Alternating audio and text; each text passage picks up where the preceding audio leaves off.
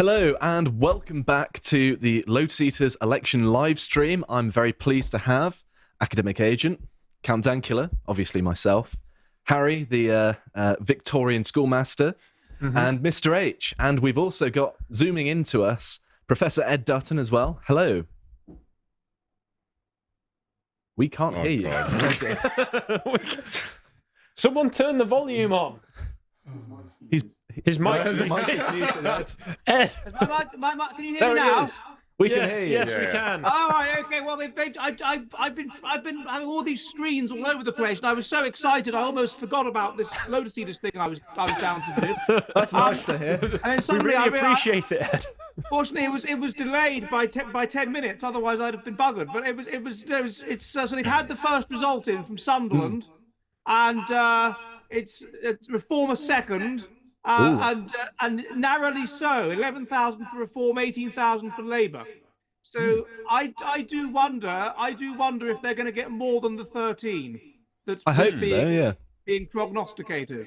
What do you make of the whole thing so far? Obviously, we've got this exit poll, and I'm not sure if you heard from Dan and Alex about the fact that lots of these seats are going to be so marginal that it's actually going to be potentially quite an inaccurate exit poll. What do you think of it all? Yeah, what's this background noise? Is that me or is that you? I think it's you. I can't hear anything. Well, I don't know what it is, but anyway, boomer tech issues and all that. We've got some of those ourselves. So you were quite delayed. But anyway, cheers. Cheers. Cheers, Is there anything to drink for? Are we celebrating? Zero seats may be dead. Well, I know 0 seats didn't happen, and that's very upsetting for AA. And look at him there. Look at his little face there. I mean, he's not happy.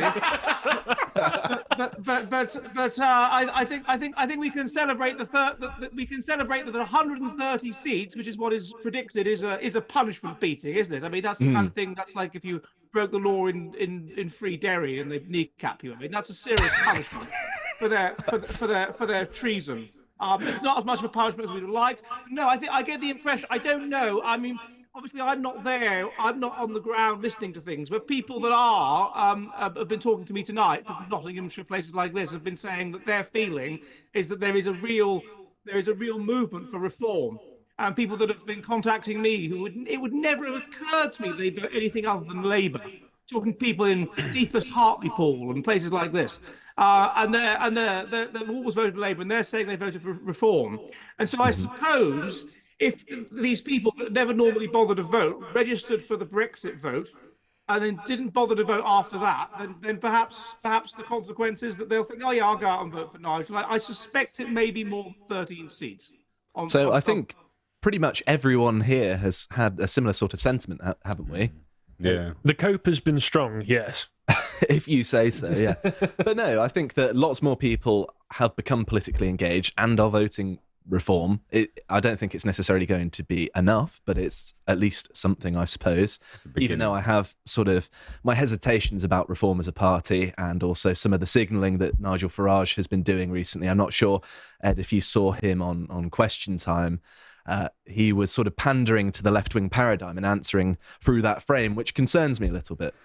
Yeah, this is a problem. I mean, you say the cope, but I suppose, yeah, on the one hand, under our electoral system, 13 seats is significant. It's as significant perhaps as Labour when Labour first made their breakthrough in. Someone's got me playing back to myself at your end. I don't mind listening to my own voice. I'm quite narcissistic.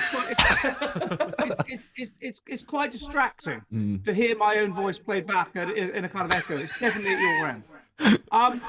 Well, while this is being solved, shall I talk to Dank a little bit about the SNP getting 10 seats, because that is the almost 0 seats that is quite heartening, really, isn't it? We can take some solace. I was so focused on the 0 seats thing that I completely forgot that the SNP were part of this, probably because I wish they weren't. But yeah, 10 seats, that's what they get. That's what they get. They've been absolutely terrible. They're fake nationalists. They don't actually want nationalism for Scotland. They're more concerned about having 40-year-old men in dresses getting changed in front of your 5-year-olds. Like, that's what they would much rather have. They're a pain in the arse, and I'm glad they're gone. I've just realised you've been stitched up because you've got the SNP behind you there. I did the seats there. Honestly, he looks like the crypt keeper, doesn't he, man? He does look imposing, doesn't he? Yeah. In a sort of BBC kind of way, if you know what I mean. But are you able to hear yourself think now, Ed? Are you playing back to yourself? Yeah. Okay, yeah, great. I can. I think something. I think Dankula sort of did some magic there, and I can no longer hear my own echo. So I think that's good news. But it is. I mean, it's true. I mean, it's reform is. I almost felt that or rather my proxy voter, my father, voted for them through gritted teeth. You know, holding one's nose, because I do think that under Tice, certainly their treatment of anybody that was remotely dissident, anybody that basically anyone that has a bit of a personality. I mean, the kind of people that are going to dissent from the managerial regime, that are going to dissent from the head girl regime that we have in this country, are not going to be the kind of people that are going to be concerned about the niceties of people's feelings and of offensive language. Okay, they're not going to go as far as that actor that Channel 4 employed to try and make the Reform Party look bad in Clacton, but they're going to go there. They're going to say what they think, and I think that Reform should welcome that people are honest and whatever. And if in the past someone said something a bit dodgy that they regard as offensive, or hope not hate regards as offensive, I say that's a good thing. It shouldn't mean that they should have their candidacy taken away, as happened to Beau. It should be, yeah, great, we'll put more resources your way because you do challenge the system. And if their address and they're on the BNP membership list and their address and name is there, well, God's sake, that was years and years ago. And they were just that was the only party at the time that they might think that was really challenging the new Labour Cromwellian dictatorship.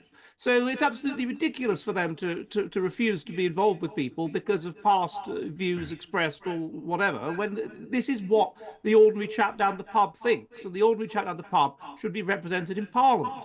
So I am concerned about that direction of the party and some of the things that Farage has done. But on the other hand, he's perhaps playing a long game, you know, like making Camilla acceptable to the British people, or something like that. Is that a comparison? I don't know. And so he has to be careful. But yeah, it is annoying that Tice, who was the cuck in chief with regard to all this, and was removing all these candidates, he's standing in Boston and Skegness. He's likely to win. And a chap that I was friends with at university, we were both on Derby University student theatre exec, Matt Warman, is the member of Parliament for Boston and Skegness, and he's a nice enough chap. And it's looking like he's going to lose his seat, this fellow, which is a shame. But it would be interesting because the only people that anyone's heard of that are Reform candidates are either Farage, Tice, or the people that have been chucked out for being based or disowned. So who are these people that are going to be elected? I don't know who they are. I mean, no one who. It would be interesting to who are they? I think that's a good question for the panel here, because we've sort of been speculating which Reform seats are going to be won. Because if it's questionable for Tice and Lee Anderson potentially, then is it some of these diversity candidates that have been flown in potentially? Yeah. What does everyone think? It may be diversity candidates. I would not be shocked if it is local people for their local constituencies who've decided to stand up on behalf of Reform. It might be the diversity. It might just be people that you and I have never heard of who've run a local election the way that elections tend to be run in the UK, where they'll go, well, I'm a guy from around here. I've been here my entire life. You all like me. I like this place, so vote for me. That's how most of it goes. Absolutely. Anyone else got anything to say? Like the chap that was elected for Kidderminster in 2001 and 2005, I think his name was Dr. Taylor, and he was just some local chap, no political experience. He'd never been to council or nothing, but he was just popular locally, and people were concerned about the closing of Kidderminster Hospital. So a based version of Dr. Taylor. But perhaps I wouldn't be shocked if a lot of people who are upset with the system right now have signed up for or decided to stand for Reform, and whether they're based or not is going to be questionable. But if they are based, they just won't have done anything as public as our Beau did to get themselves kicked out of the party. Well, Beau is a sort of public figure. Well, yes, I'm aware. Yeah. I work with him. You've heard of him before, right? Yeah. Beau? Who's that? No, I reckon it will be diversity candidates 100% it will be, because yeah, like it'll be sectarian politics. That's what they've done. They've just voted on block. So, I would be willing to put money sure. that there is going to be a Sikh for reform that has got a seat. 100%.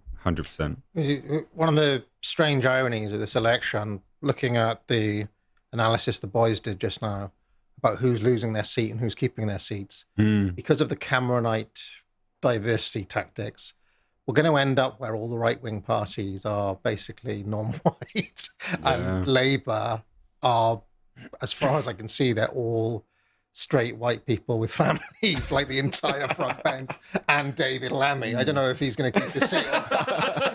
There's a kind of strange irony to that. I hope he does, because I'd love to see him going to meet Donald Trump in the United States. Fantastic. Now, I am pretty upset about the...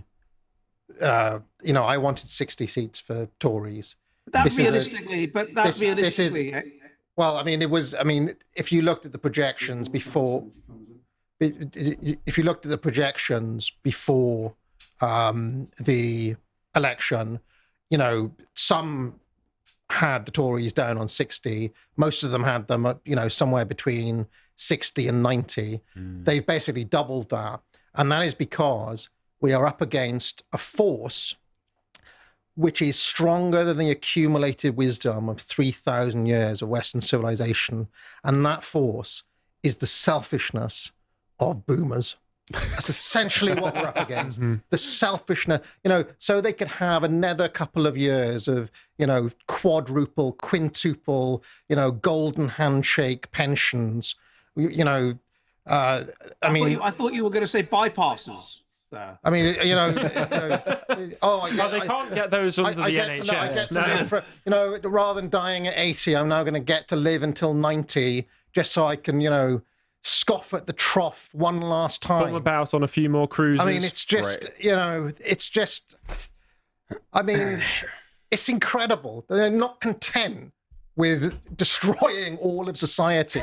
Now they scupper 0 seats as well. So tomorrow is the grey dawn, is what you're saying. See, it's the boomer grey dawn.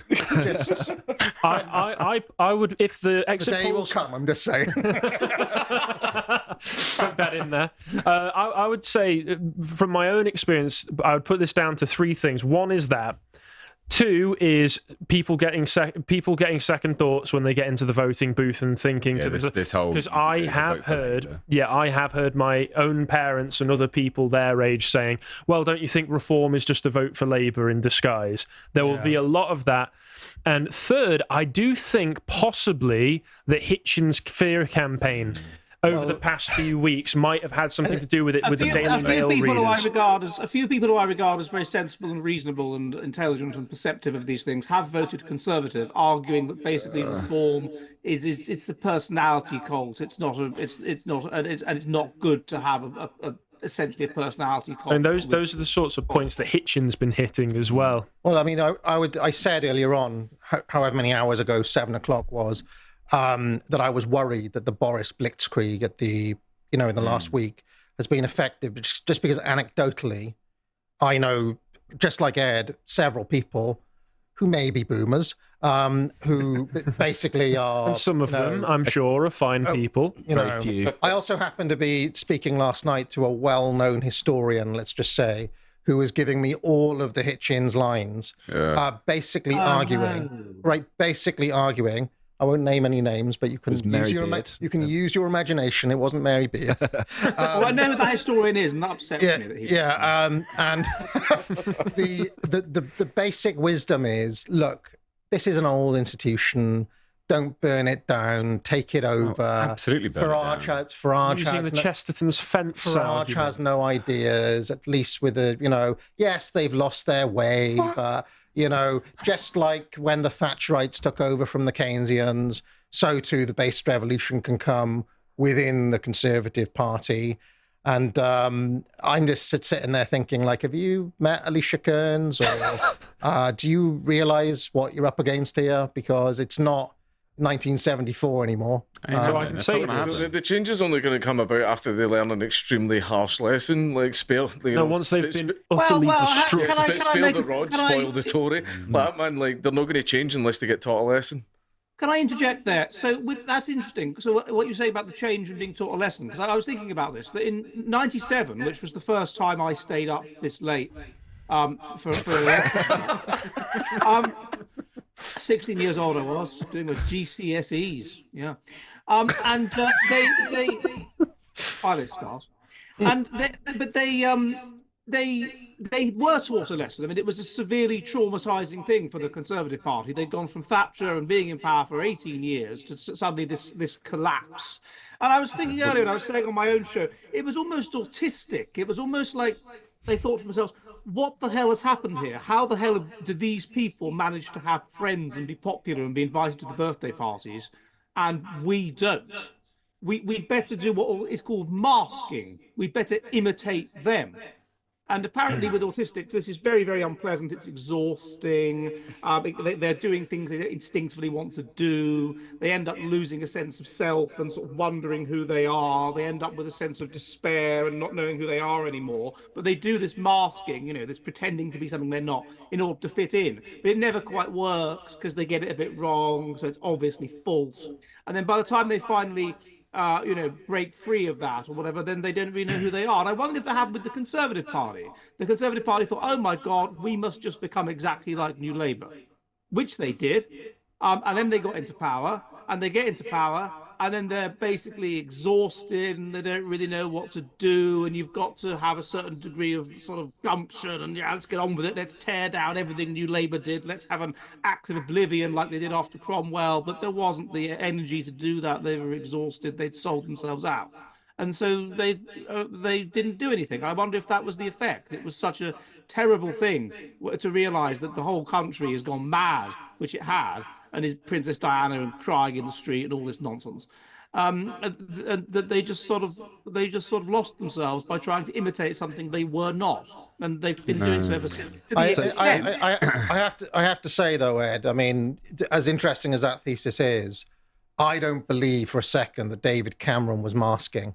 No, I think his proudest achievement ever is gay marriage. He said so. I was watching a Putin documentary where he was literally boasting about going into Putin's office after Putin was raging about I'm trying to remember what, I think Crimea at the time, and he was like, and it was then I confronted him on the issue of gay rights, he said triumphantly, and you could just tell that he wasn't acting, that this is his core belief. Now, that man would never go into Putin's office and talk about gay rights. You just know he wouldn't. Like David Cameron. So I have the view that the Tories are the true believers, and they actually internalized the wrong lesson from New Labour. New Labour were doing this thing where they strafed right, and they did all they gatekeep to their left, keep all the commies out, and then do some socially conservative stuff to get people in the middle to vote for them. The Tory version of that resulted in the Tories actually becoming the true social justice warriors, which is why the entirety of wokery has come under the Tories, because they are actually, in my view, the true believers. That's a good point. You're saying that the Tories were kind of defeated by New Labour. They were overcompensating for their loss by being overly left wing on certain social issues, with a hope that this would get them back in a way that Labour would never have dared to do. Labour would never have dared. But also, Ed, I think that they, in a strange way, believe that stuff more. They believe it more. Yeah, see, I think all of that is predicated on the premise that these people are, these institutional parties are not captured by globalists, and they are. Yeah, well, so I actually don't. I mean, I take that as just what I mean. That's what I mean. Like, so that'd be good if it was that, actually. But I think there's powers above them which are controlling them on that degree. I think it's a little bit suspect that Obama just randomly turns up at number 10, and then Rishi a few weeks later is like, "Oh, it's just snap election, mate." Yeah, that's true as well. That's good. Like, oh, okay then. Oh, what, is this all under the guise to bring Labour in so Labour can then introduce mass socialist policies and go, we've got a mandate, we've been voted in. We're going to bring in these 15-minute cities, we're going to do this, we're going to do that.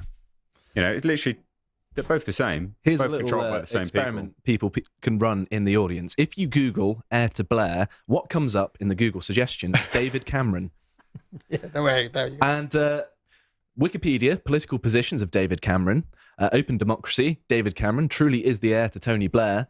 I mean, everyone's saying it. He believed it. I think he might have even repeated those exact words, didn't he, at some point, that I am the heir to Blair. I don't know. Probably. I might be misremembering. Well, but... I mean, that article that he wrote for the Times where he talks about how in 2005 he gayified the Tory party, more so than it was already the gayest party ever, presumably. Well, we know these things. We have insider information from the Tory party conference, yeah. Yes, and that seems to have been explicitly a response to what he saw as Blairism, as the primary ideology behind Blairism that he decided to lean into, and as Nima points out here, was probably already a true believer of in the first place, whereas some of the more unionist tendencies of the Labour Party make them more pragmatic and willing to be just deceptive bastards who will say one thing and then do the complete opposite thing. Blair is far more cynical than David Cameron. It's got to be quite complicated for Cameron psychologically. You know, it's a very interesting balance. He's from this incredibly privileged background with loads and loads of money, and he goes to Eton, but yet his father was born without any legs. What does that do to you? That your father is just legless constantly. Like I don't mean it in a drunk way, but I mean, the back joke. Are you sure he wasn't both? He may have been. I don't know. It's a reason to drink, isn't it? If he was a legless man, as you're implying, but he was certainly legless. He was born with like tiny little legs, with just like the top of your legs with their feet. And like a Mr. How did he Man. manage to conceive the weird Cameron? thing is, I don't know if this is true.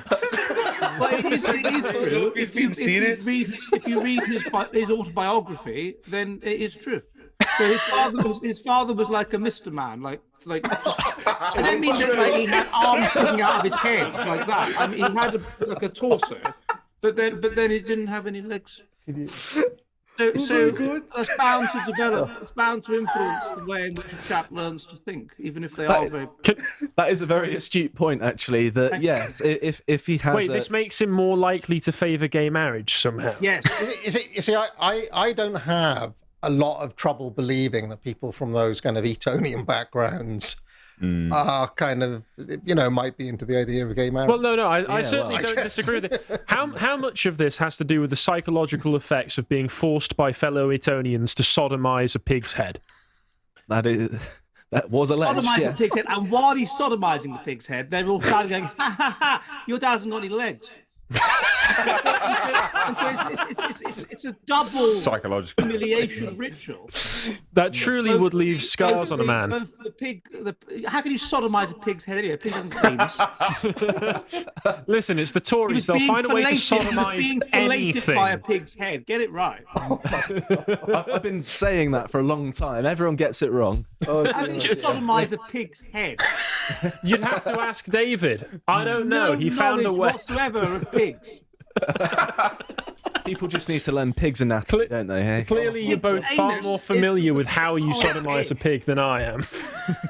This is cutting-edge political commentary here tonight. Do you ever get those moments where you think, how did I manage to get here? What's happening? This is how Ed casts a spell on us all. Surreal moment, isn't it? Sodomising pig heads. But on a more... You can't sodomise a pig's head. On a more serious note, though, how much of political action do you think is actually motivated by the fact that they have a lot of sexual blackmail against one another? Oh yeah, probably not. According to there was a chap about 20 years ago, they made some documentary about Parliament, and they interviewed a former Conservative whip, and he made some light-hearted remark. So you can put a bit of pressure on them if they've been having an affair, or if they like young boys. And he just said this as a throwaway remark. But of course, it turned out to be entirely true that there were people exactly like that operating within Parliament. So it's very useful to, and that's what whips do. They keep all the information on people. And of course, you're a high-status man. Women are all over you. You're going to have affairs. When we were kids, if they came out, you had to resign. If John Major's affair with Edwina Currier come out while he was a junior minister, that would have been the end of his career. It's not so damaging now. Ed, do you think it's fair to say that on average, the typical Tory MP is kinkier than the typical Labour. I imagine that the Labour lot are very vanilla, kind of married, quite repressed, stiff and prudish. Yes. I mean, I even remember Blair was the first. What was he? The first prime minister with kids in office and all this sort of stuff. Like he had the kids living at number 10, and that, in a strange way, they live family values more than. I mean, even Angela Rayner is pretty trad compared to some of the characters. She's normal trad. And I do. I mean, there is a serious point here. It is very trad in Cheshire to have a drop out of school and have a child at 16. Yes. No, not in Cheshire. Well, in certain towns in Cheshire, yes. Well, I don't know. Like in the 11th century, that would have been very common to have a kid. Change the subject.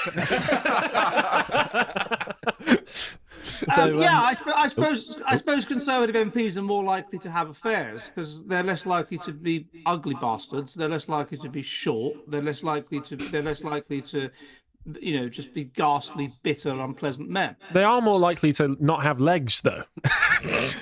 No, that was the Conservative MP's father. Okay. Although I Sorry. suppose if you go back a generation or two, then the Labour MPs are going to be down the mines and whatever during the war, and the Conservative MPs are going to be actually fighting in the war, more likely to have their legs blown off. So, in that sense, circle. yes. I think there was some MP in the 50s that had tin legs. So I think we're going to have to cut to some comments on the stream, and I think that means that we're going to have to say farewell, Ed. But thank you very much for calling in. You can stay for the comments, apparently. Yeah, why do you have to kick him off with the comments? Oh, I'm just doing what I'm told, all right. But okay, so the Adolf Eichmann defence now. just another thing we share. I had to say it. I'm sorry. This isn't going on YouTube. I don't care. I tried to find you on YouTube and I couldn't find you, so I went on Rumble and I found. That's the place to look. Yeah, we're doing numbers on Rumble. To be fair, there was 30,000 watching. Oh, that's great. If you're watching on Rumble, well done. Thank you very much. And on the website, of course. So we've got a comment from King Sunju, says for $5. Since Peter Hitchens is the patron saint of lost causes, is it actually a good thing that he's supporting the Tories? What he won for the first time in his entire life. He won.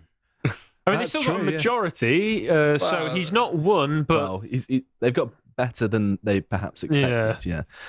I also think that Peter Hitchens has completed his Denethor arc now, hasn't he? Like, he's opened the gates to the orcs, he's let them all in. But anyway, the Faroese guy... greetings from up north. I will drink a glass of whiskey for the death of the Tories. P.S. Harry, that Faroe Islands is much better than Ireland. Thanks. There you go, also, Harry. that was a bit of a premature glass, I'm sorry to say. A name there's no way I'm going to pronounce. What are Nigel Farage's chances at reversing the damage done by Blair regarding the central bank and the Home Office? Well, pretty much zero, considering he's not in office. Seems like the whole regime would move to remove him, like Truss. That I presume you mean in, say, 2029. And yes, he's obviously got his work cut out. Even if he does get into office, which isn't a certainty, it's going to be very difficult for him, isn't it, once he gets in there, because of all of the state apparatus working against him. It's going to basically be Farage and Reform against the world, I think, because all of the civil service, the Bank of England, they're going to have schemes pre-prepared to basically screw him over, aren't they? Just close ranks. Re24 says, good luck getting through the Brit-bongs. Try not to collapse into the sea. Love your superior American brothers. P.S. Our guns are bigger.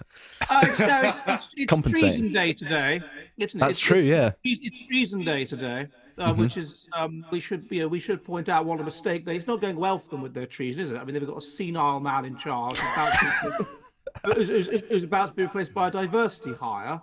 So I hope they're realising what a stupid mistake they made. It's better off sticking with us. King George wasn't the so bad, Tories was he? in power then as well. Or was it the Oh, Whigs? Lord North. Yes, the Whigs, yes, I think. yes. Wasn't I think we Lord need to North was add Tory. that to the list of Tory failures. The loss of the American colony. This affected the election, everyone. I'm pretty sure Lord North was a Tory. Yeah, that's another thing they do. 0 seats because they lost the colonies. 0 seats for 0 colonies. Come on, That's let's right. take the road Twice for the over. repeal of the Corn Laws, the expansion of the franchise. Each one of these was a Tory. Gay marriage, leaving America. I mean, it's just everything. Giving away the empire under Churchill and Macmillan. Well, To be fair, getting rid of Two. India was good. Was it? Was it though? In the long run, they're all coming over here now. It was, yeah. They're all coming over here now. Our sanitation systems have thrived since we got rid of India. Well, they're actually getting worse. That's true. As a Texan that just finished a 7-mile hike Well, while no, but they're listening to very the good at stream. sanitation in India because they have the sweeper caste, and their sole job is to take away all the excrement and stuff. Yeah, that's like it's like painting the Forth Bridge, isn't it? There's no end to it. The Indians know how to deal with sewage. That you have the caste, the sewage caste, and if you go to India, you find that they cover their faces even in the day because if they look at you, then you can become impure. But pivotally, Ed, not Rishi Sunak. He had a sewage crisis while he was No, Rishi Sunak is true, a high yeah. caste. Rishi Sunak is a Brahmin, so he would do something else. So we Ruin the country, parachute in a shit Indian for Prime Minister next. And he'll clean it up. He'll Their sweep sole this country job, up. it would be their sole job would be to deal with the sewerage, and then there'd be no problems in Devon or Cloverley or wherever you go on holiday. You'd be fine. I grew up in Devon. As a Texan that just finished a 7-mile hike while listening to the stream, it's not 42 C. It is 104 freedom degrees. Yes, no one cares about your temperature system. And remember, kids, winners don't do drugs and they don't F their cousins. I don't know what that's in reference Where to. did that come from? I suppose good for you. What an odd thing for a person from the south to say. EC was here. Sorry, produced Eric Clapton. It remains my favourite part of the UK. Yeah, Eric Clapton is pretty good. I'll give you that. Fan of Powell? Fan of Powell, Eric Clapton was. Oh, yeah, of course, yeah. Yeah, he got drunk on stage in the 1970s and said that they needed to get rid of all of the... And then said that you should all support Powell. Well, yeah. Mr. X Charles says, Ace. I voted reform as a young man, but one policy that isn't right is increasing criminal sentencing on substances like weed. I think legalised plus VAT could help fund their ambitious tax cuts. Thoughts? Yeah. Yeah, Says he voted not the reform tax, as a though. young man. Does it mean he voted reform quite a long time ago? Because I doubt yeah. that. That's how I read it as well. They had a time machine or something. So was Eric Clapton dog whistling, like The White Room and all this sort of stuff? He might have been. possible. I'll tell you, when he made that speech on stage, he wasn't dog whistling. He was just It's a lot saying more, it. yeah. Has he remained based all the way He still through? is, yeah. Yeah, he's still Interesting. based. Should get him into the It's podcast. I because think. of Eric Clapton that Rock Against Racism formed.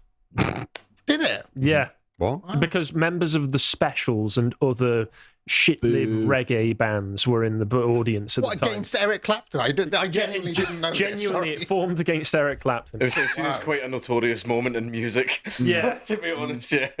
I didn't know that. So how is he allowed to continue being like Eric Clapton? See, when Because you're he that played- good. He's just a really good guitarist. Yeah. Eric Clapton. Yeah. I mean, why is Morrissey still allowed to release music? And he slept with George Harrison's wife. Anyway, If you're very, very good at something, then you're given a moral pass, like Michael Jackson. I see. So Rowling. if you're really, really good at music, then the fact that you're abusing kids or whatever is overlooked, and they still play, they still play Michael Jackson on the radio. Can't defame the dead, remember? But yes, I'm going to carry on with some more comments. Anything less than... It doesn't matter if you're black or white. I just saw Dan's head only with no body. That's quite horrifying. Wouldn't wish that Is on he you. haunting the system He's now? haunting- Where is he? Where's Dan? Is he in the room at the minute? So, a name I can't pronounce. Anything less than 100 seats for the Tories is a win. Well, too bad. Next time around, they'll be in the dirt with Labour, digging their own grave right next to them. Hopefully, I Fingers don't crossed. have that level of optimism. Copper Canada, if Reform wins, can you get His Majesty to dissolve the Canadian Parliament and rule us like he's meant to? Well, I'm afraid that's looking pretty unlikely, but I like the sentiment. Imagine how desperate you've got to be in Canada to want to be ruled by this country. Yeah. Well, they've also been flooded by Indians, as far as I'm aware, at the that's true. moment. Yeah. Yes. It could be worse, everyone. If you're watching in Britain, we could be Canada. So there is that. If you're in Canada, we're very sorry. Hypnotized X. I want to know how Josh will celebrate if Rishi loses his seat. I'm going to get hammered. But it looks like he won't. He probably won't, yeah. So it looks like I'm going to have to be sober. They Thanks, did give Rishi. Hillary Clinton 99% mine, didn't they? Or 98%. That's true, yeah. So it's still on the cards, isn't it? That's a random name said, as an immigrant who is fully assimilated in Canadian society, I despise immigrants who hate the West. Average Why immigrant. are these Canadians watching your show on the British election, sending in things? Because Canadians still feel a sense of, camaraderie and sort of Kinship. sentimental, and they have a kinship with Britain, don't they? And, I've got family in Canada. Lots of people have family in Britain and vice versa. Except Quebec, they can keep them. Yeah. They're French, aren't they? So, sorry to mention the French, everyone. Traveling Tortoise for $10 says, I watched a 40k YouTuber get into politics today, and he described everyone except Keir Starmer as chaos and Keir Starmer as a rebuked Gilly man. It was surreal. I don't know what that is. Carl to translate. I disagree. I don't speak nerd. Davey Verse says, good work so far, lads. Get yourself a pizza. Thank you very much. That's very kind of you. They just put Penny Mordaunt in a swimming costume on one of the screens that I'm seeing. Dear Lord. I don't get it That's why I personally. laughed. She's built like a mini fridge. Why are people so thirsty for an attractive politician? For a politician, she's all right, Well, I think but you don't have pretty, to. I don't thirst Look at over any politician, do you? She's built like a rugby player. I don't know what you mean. pretty in a bikini. I tell you what, one of the most demoralising things in my entire YouTube career. Remember, I put out that video about Alicia Kearns. Yes. Literally a third of the comments was, would. What What kind of audience are you attracting these days? I don't know. Nima, if you had to, Sweller or Pretty? Oh, Gordon Bennett. It's got to be Pretty, over Braverman. Yeah. Huge buttocks. About 1/3 posterior. I think that's actually accurate. She's got a pretty face, and Braverman doesn't. She's got marsupial physiognomy, hasn't she? True. The last Russian says the puzzle. Just look a bit inbred. The puzzle vote idea is missing a trick. It should ask how you would feel if you didn't have breakfast that morning. Yeah, I want to see more questions like that.